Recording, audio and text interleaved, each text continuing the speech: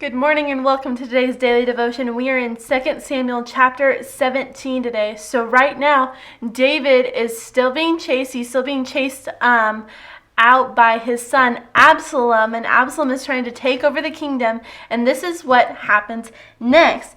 So Absalom has been getting some advice. He's been getting some battle tactics on what to do, how to take care of David, get him out of the picture, take care of his troops, his guards, everybody that's loyal to him. He's trying to make sure that there are no loose ends. And so here's what it says.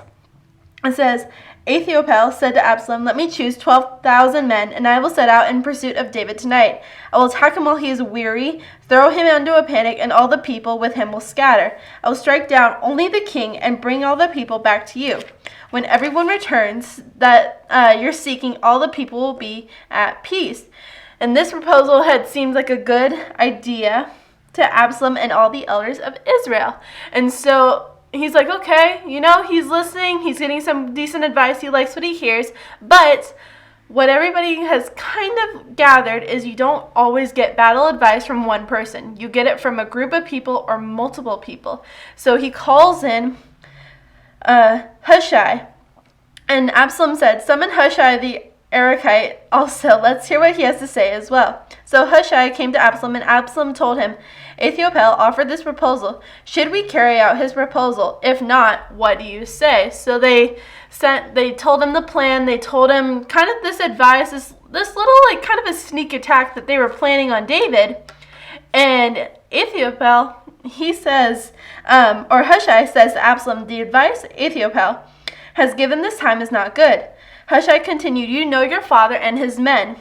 They are warriors and are desperate like a wild bear robbed of her cubs."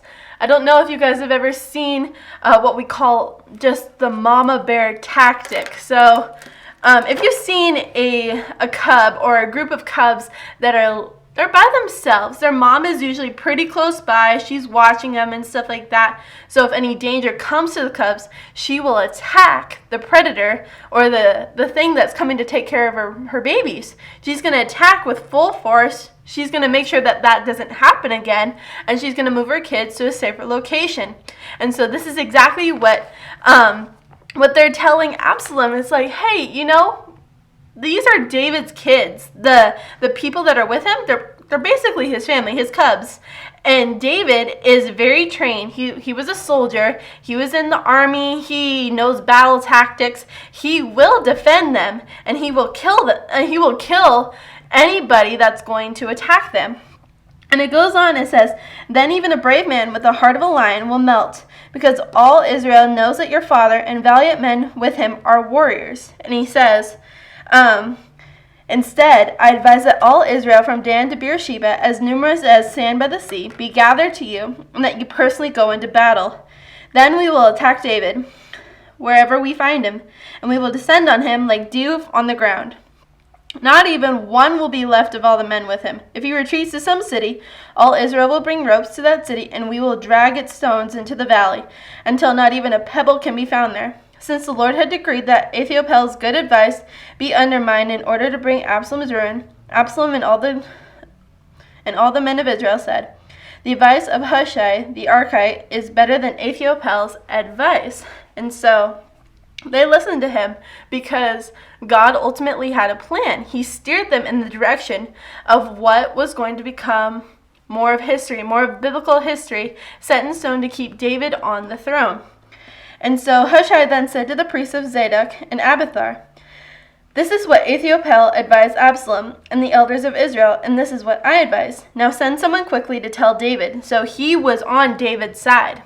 He said, "Hey, go tell David this is what's going to happen." It says, "Don't spend the night in the wilderness, ford of Jordan, but be sure to cross over, or the king and all the people will be destroyed." So the two spies, two men that he sent along, Jonathan and Amez, were staying in En-Rogel, where a servant girl would come and pass along information to them.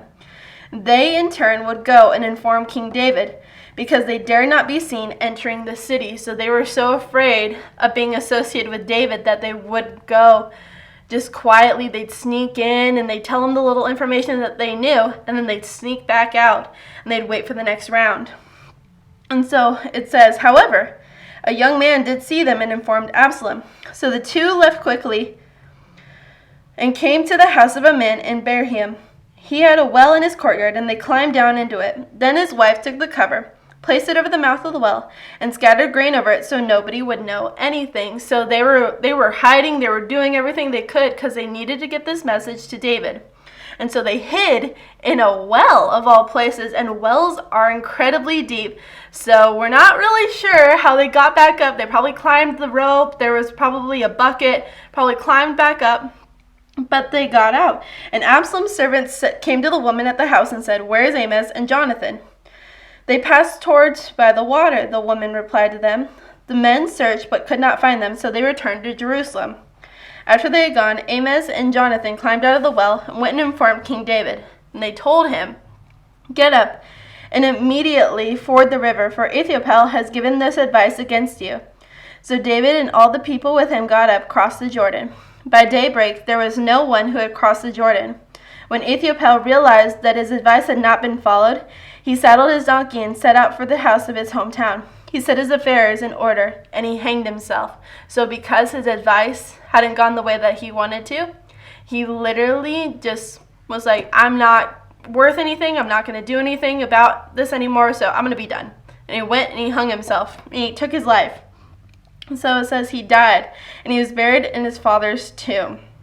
And David arrived at Mahanaim by the time Absalom crossed the Jordan with all the men of Israel. Now Absalom had appointed Amasa over the army in Job's place. So if you remember Job was with David, and he had led his armies, he had led his warriors, his all the men into battle. And so Job was also related to this other man that Absalom had appointed. Amasa was the son of a man named Ithra the Israelite. Ithra had married Abigail. Abigail was a sister to Zeruiah, Job's mother. And so they were very closely related, and so they probably grew up, learning the same things, learning their same skills, going into battle with each other, and they knew how to fight. They knew how to defend themselves and to take care of themselves. And that's where we end the chapter for today. Thank you so much for joining us for today's daily devotion. We hope you have a good weekend. God bless you.